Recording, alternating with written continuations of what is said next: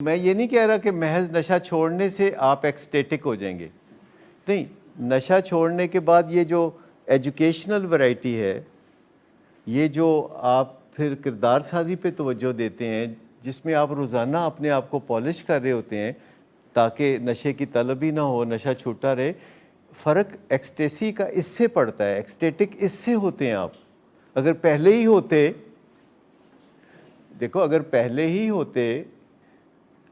ہی اتنے ببر شیر ہوتے تو پھر چڑیا گھر میں ہوتے، پھر تو نشہ نشہ کرنے کی ضرورت ہی نہیں تھی. تو مطلب یہ ہے کہ ہمارے اندر ایک شارٹ فال تھا. شارٹ فال آپ کو 3 سال کے بچے میں کبھی کوئی شارٹ فال نظر آتا ہے کہ بچین جی روئے پتہ نہیں کی گل ہے، کدی ادھر ڈگدا ہے، کدی اتھے چڑھدا ہے، کدی درختے چڑھدا ہے، کدی کچھ کردا ہے. کبھی دیکھا اپنے بچوں کو، اپنے غور سے دیکھا کہ یہ جو ایک شارٹ فال ہے، تو اس شارٹ فال کو پہچان لینا چاہیے نا کہ یہ ڈینجر زون میں ہے، اور اس کی کردار سازی 11 سال کی عمر تک کر دے. 11 سال جسے ہم ایگزیکٹو سکلز کہتے ہیں. ایگزیکٹو سکلز 11 سال کی عمر تک اللہ تعالیٰ نے ہمارے دماغ میں اپریٹس مکمل کر دیا ہوتا ہے.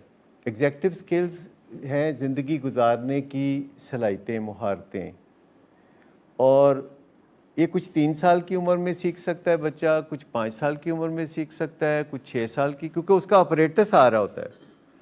جتنی سکلز آپ اپنے بچے کو سکھا رہے ہوتے ہیں اس کا اپریٹس اندر ہوگا.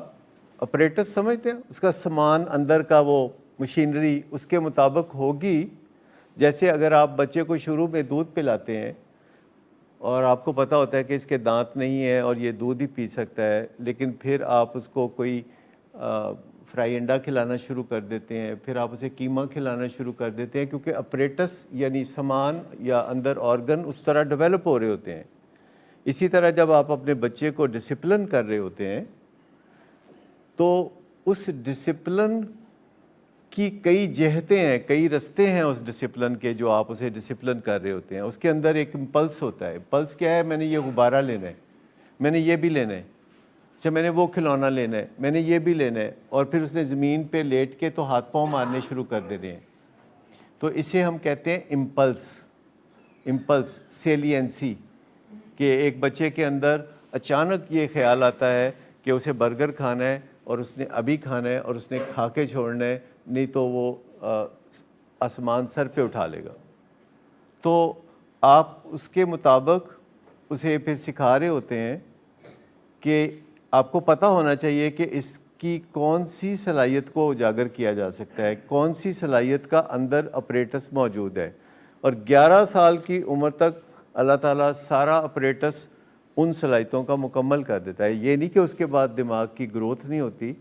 دماغ کی گروتھ 25 سال تک ہوتی رہتی ہے، لیکن دماغ کی جو رینوویشن ہے، جو رینیول ہے، وہ ساری عمر ہوتی رہتی ہے. ریسنٹ سٹڈیز ہیں کہ پہلے سمجھا جاتا تھا کہ 25 سال کی عمر کے بعد بندہ بس گیا.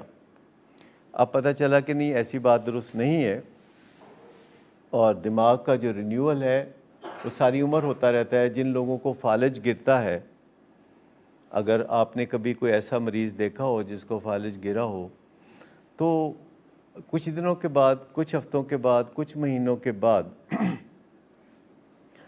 وہ فالج والا بندہ بھی آپ کو فنکشنل نظر آنے لگتا ہے. اس وجہ سے کہ اس کے دماغ میں بھی نیورونل کنیکشن نئے بن رہے ہوتے ہیں.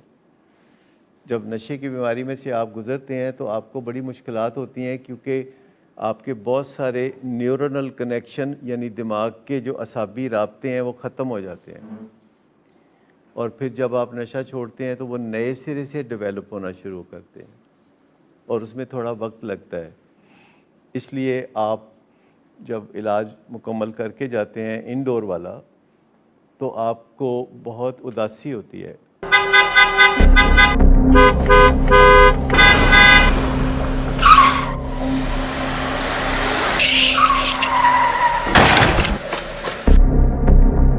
گھٹیا انسان، اتنی دیر سے گیٹ کیوں کھولا؟ سوئے ہوئے تھے تم کیا؟ سر میں نے تو منٹ بھی بکواس نہ کر تم میرے ساتھ. کیا کر رہے ہیں آپ؟ ابا جی گھر پہ ہیں، نشے میں گالیاں دے رہے ہیں. خدا را ہوش میں آئے، کیا ہو گیا آپ کو؟ होश में कैसे आऊं? सारा किया धरा इन्हीं का तो है। शराब नोशी की वजह किरदार की खराबी नहीं, मूड की खराबी है। शराब नोशी कभी भी नशे की बीमारी में बदल सकती है। नशे की बीमारी हर स्टेज पर काबिले इलाज है। मदद हासिल कीजिए, क्योंकि वो ऐसा नहीं करेगा। विलिंग वेज से मदद हासिल कीजिए, कहीं से भी मदद हासिल कीजिए, लेकिन फौरी मदद हासिल कीजिए।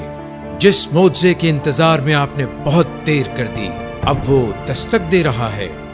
मदद हासिल कीजिए, मदद हासिल कीजिए, मदद हासिल कीजिए।